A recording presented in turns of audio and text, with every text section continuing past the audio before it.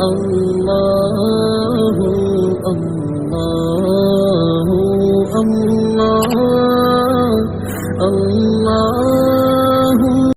حضرت عبداللہ ابن عباس رضی اللہ تعالیٰ عنہ سے مروی ایک روایت ہے، میں ایک دن حضور کے پیچھے بیٹھا ہوا تھا، سواری میں حضور کا ردیف تھا، تو حضور نے فرمایا، اے بیٹے، اے لڑکے، میں تجھے کچھ کلمات سکھاتا ہوں، تو اللہ کے حقوق کا خیال رکھ تو وہ تیری حفاظت فرمائے گا۔ تو اللہ تعالیٰ جل شانہ کے احکام کی حفاظت کر، تو اسے اپنے سامنے پائے گا۔ اذا سألت فاسأل اللہ، جب سوال کرے تو اللہ سے ہی سوال کرے، اللہ سے مانگنے کا مزاج پیدا کر لیں کہ فرمایا تمہارے جوتے کا تسمہ بھی ٹوٹ جائے تو وہ بھی اللہ سے مانگو۔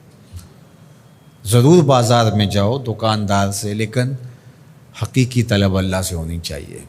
بات بات پہ اللہ سے سوال کرو، بڑی سے بڑی چیز بھی اس سے مانگو، چھوٹی سے چھوٹی چیز بھی اسی سے طلب کرو۔ ہماری ساری ضرورتوں کا کفیل ہمارا رب، ہمارا مالک ہے۔ تو دوسری نصیحت یہ کی کہ جب تو استعانت طلب کرے، مدد طلب کرے تو اللہ سے ہی استعانت طلب کرے۔ وعلم، اور جان کہ اگر ساری امت، سارے لوگ، پوری قوم جمع ہو کے تمہیں فائدہ پہنچانے کی کوشش میں لگ جائیں تو تمہیں وہی فائدہ پہنچا سکتے ہیں جو تیرے لیے تیرے رب نے لکھا ہے۔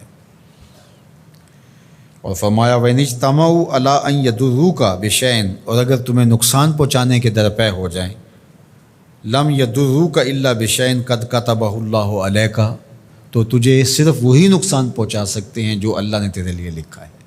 سارا زمانہ بھی مخالف ہو جائے، تیرا کچھ نہیں بگاڑ سکتا۔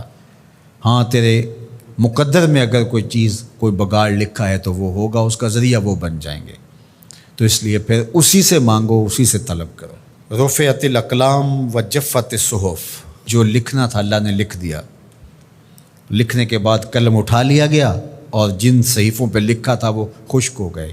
اب کتابیں بند ہیں، تو اس لیے اس نے تیرے لیے جو لکھا ہے وہ ہو کے رہے گا، تو خام خواہ لوگوں سے ڈرنے کی ضرورت نہیں ہے، اور تیرا فائدہ، تیرا نقصان اسی کے دستے قدرت میں ہے، تو اسی سے طلب کر، اسی سے مانگ۔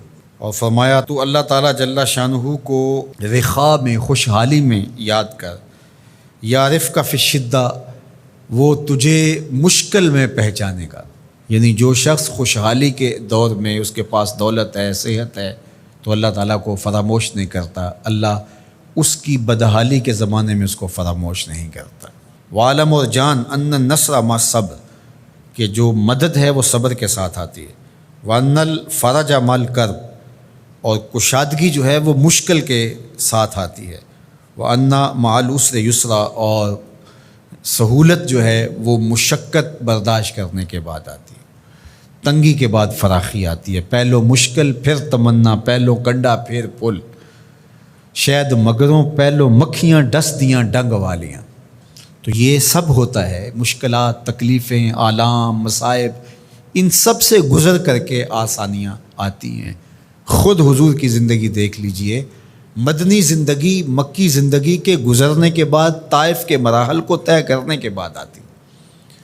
تو ہم ڈائریکٹ اگر چاہیں مکی زندگی کو اختیار کیے بغیر اور طائف کی مشکلات اور سنگلاخ راستوں سے گزرے بغیر مدنی برکتیں حاصل کرنا، تو وہ نہیں پا سکتے۔ تو یہ اللہ تعالیٰ نے ایک نظام رکھا ہوا ہے۔